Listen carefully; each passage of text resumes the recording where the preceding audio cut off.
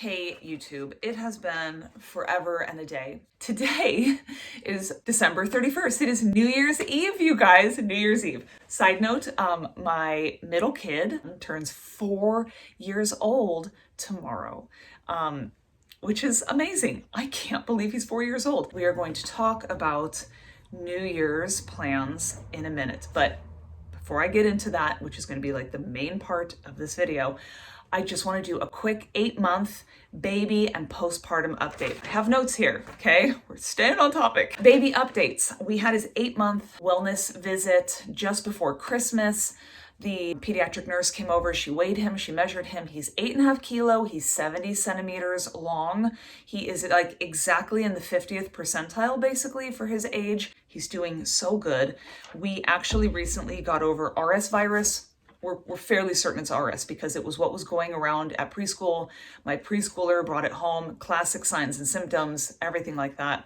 He weathered it like a champ, so I'm very thankful for that. He's eating a mixture of like smooth foods, purees, that kind of thing, and table foods, just regular table foods. He loves Cheerios, toast, spaghetti and meat sauce. Like he basically just eats anything we eat. He is crawling. He's crawling up a storm. He has been army crawling for like 2 months now, maybe a little bit less than that.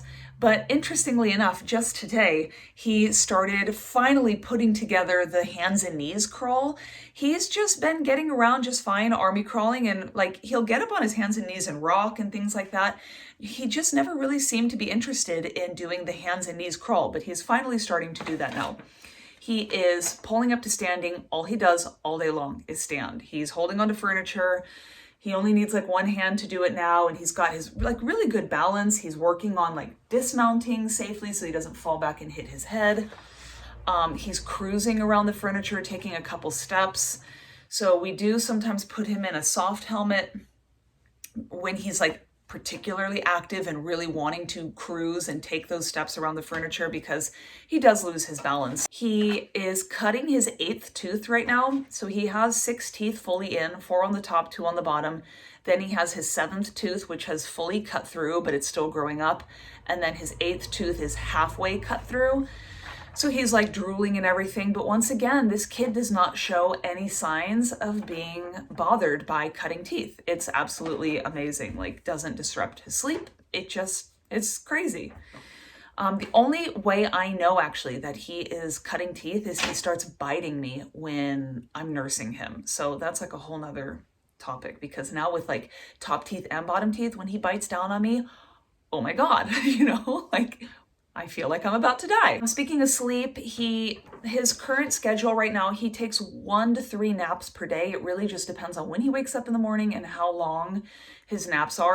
And then he sleeps 12 to 13 hours overnight. He has been waking up once a night, and usually that's like at 10 or 11, just around the time that we're getting ready to go to bed. He'll wake up. I'll just give him a bottle, of breast milk because I will have just recently pumped. So I'll just feed him what I've pumped. That is the baby. He's just the happiest guy in the world. He is super chill.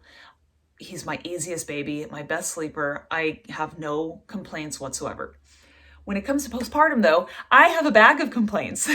My biggest complaints are I am getting very fatigued with breastfeeding.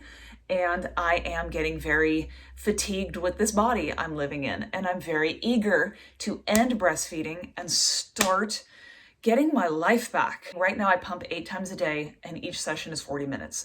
I pump almost 6 hours every single day around the clock with 2 pumpings during the night. I am so tired of this, but I can't drop down. I have experimented with trying to only pump once overnight. I've tried pumping maybe only 6 to 7 times a day, and I lose an entire 25% of my milk supply when I do that.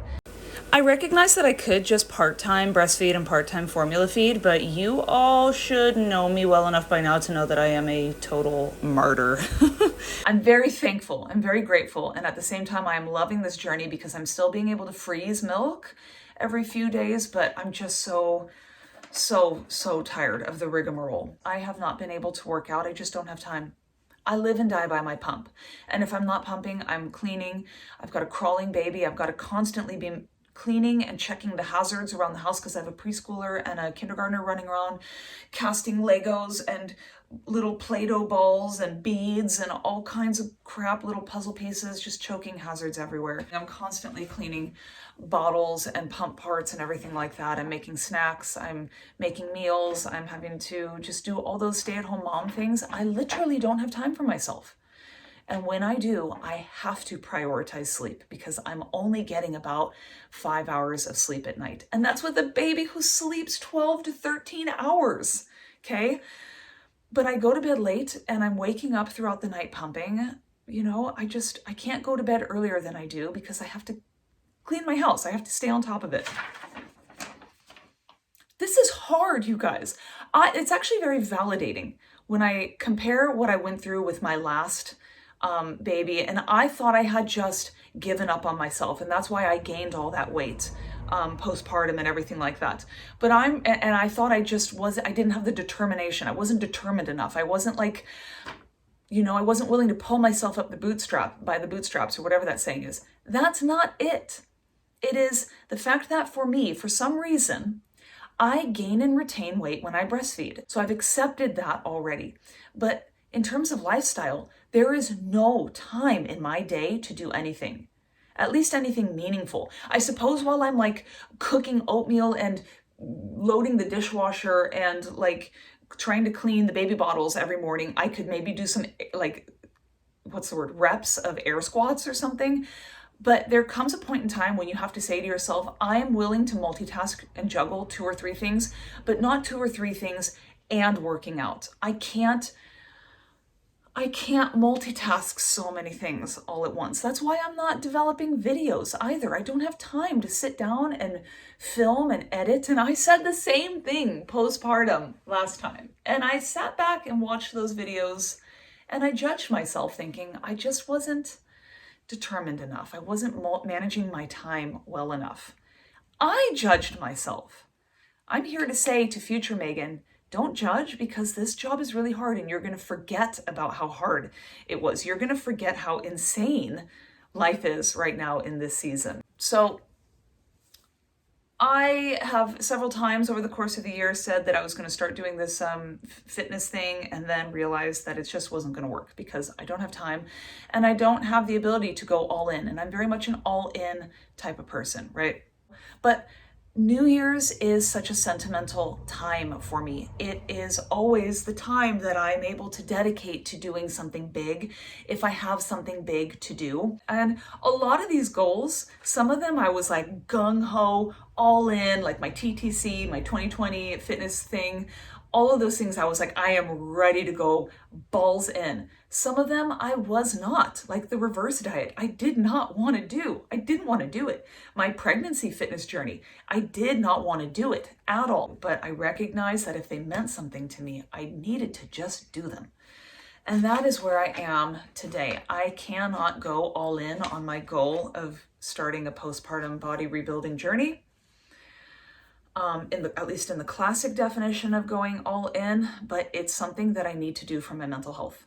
I have reached a point in my life where my mental health is so low that I have to learn to compromise breastfeeding with mental health, which for me is getting back in the gym, moving again, working on my nutrition, getting comfortable in my body again, rebuilding my body again. I have to learn how to juggle these 2 things and make it work. And I'm not like 100% motivated because I can't do it the way I want to. But I have decided that it is New Year's Eve and starting tomorrow, I'm going on my postpartum rebuilding journey. It's not just a body rebuilding journey. It's a rebuilding journey. I'm working on my mind. I'm working on my body all at the same time, okay? So all in for me on the fitness aspect is going to look like going very slow.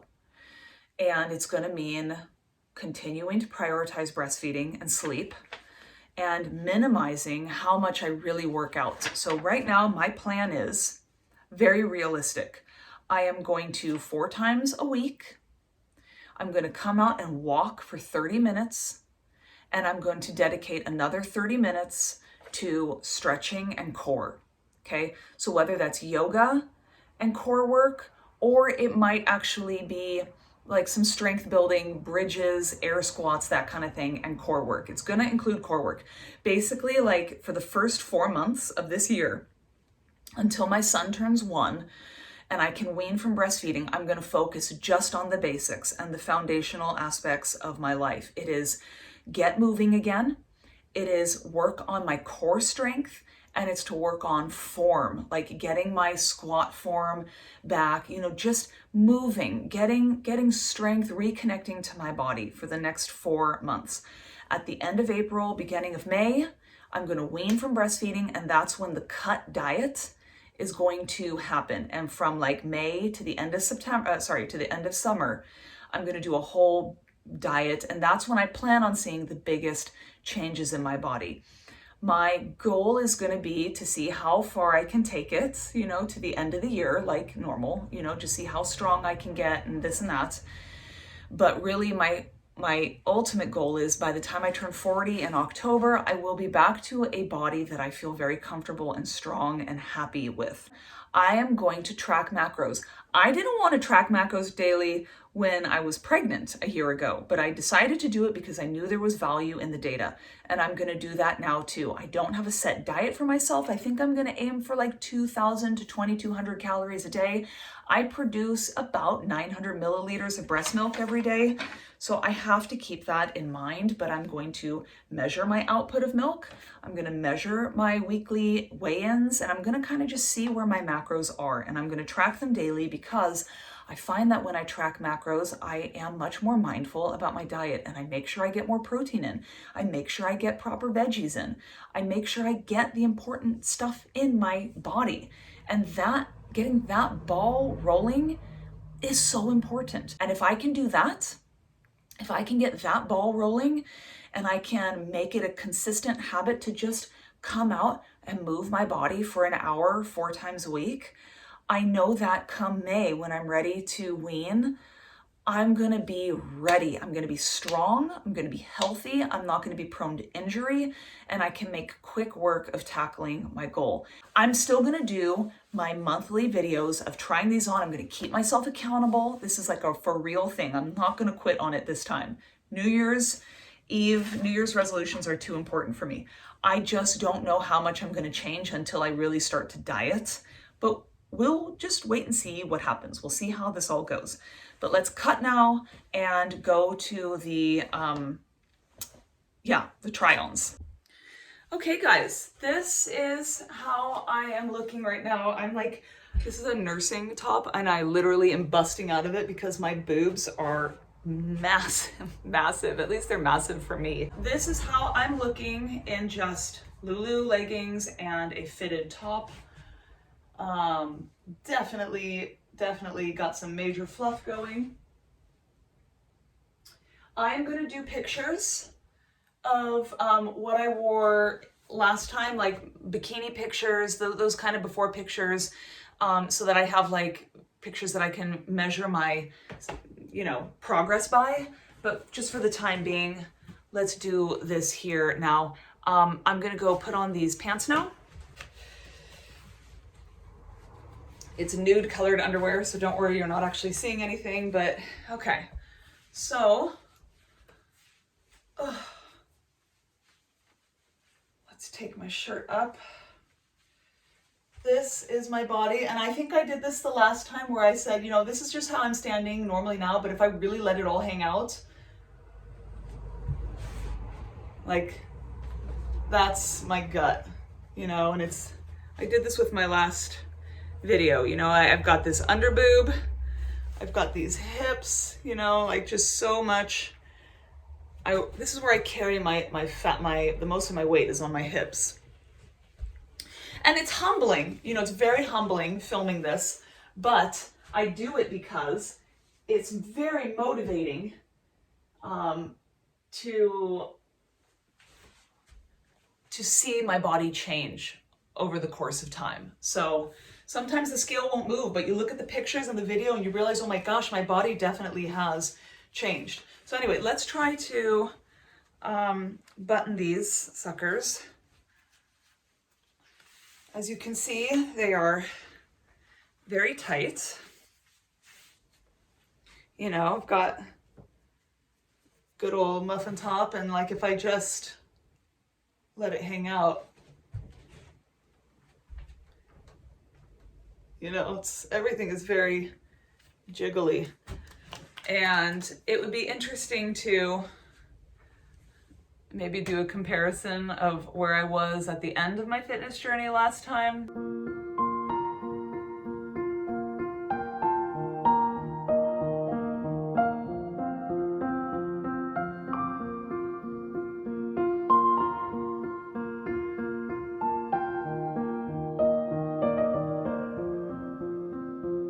Actually, I'm quite surprised at how well these pants fit me, and I think I said that the last time too. I actually can button them, you know, but like, hi, who wants to, anyway. That's where I'm at with these pants. I'm also gonna try on another pair of pants, so hang on one second. These pants that I'm putting on are non-high rise. They are a low rise pant. And I got these back in, I don't know, I was 28 years old. So that was 11 years ago. Holy moly. After I had done my first ever bodybuilding journey. Now we are going to take a look at how these fit me now. This is how they're fitting now. I cannot. At least I can button them, but holy moly, y'all. It's weird because when I look at it on camera, sometimes I think it doesn't even look as bad as it feels. But I am just not used to being this size. This is very abnormal for me. I'm very, very uncomfortable. But this could be fun to have for comparison purposes for the end of the year, because hopefully in 366 days, a smaller version of me, a healthier, stronger, fitter version of me will fit much better into these pants. That's the goal. But right now I feel like I'm cutting circulation off to my uterus. You gotta be able to laugh, right? You gotta be able to smile through the process. I am so thankful for my body, and I love it so much for everything it's given me and everything it's done. It has done everything for me. Everything I've asked of this body, it has done. I do not fault it for wanting to hold on to weight while it's sustaining a baby. I can't fault it. And I also can't fault myself for being in survival mode and not being like turbo with working out and turbo with diet, because I have had to take that time and energy and intention and put it into my children and juggling all the demands of this season in life. So I am going to button my shirt up and then I'm gonna kneel down. I'm gonna go back into those kids right now because my baby is due to wake up from his nap shortly. And I wanna go take my before photos in the bathroom, and I wanna get this show on the road. So I will be back to do my monthly check-in videos where we weigh in and we look at the body and we try the pants on and blah, blah, blah. And we're just gonna do it all. We're gonna do it all now, and I'm gonna document the process. So hit me up on Instagram if you want more updates on a timely manner. Otherwise, I'll see you guys in a month, okay? Talk to you soon. Bye.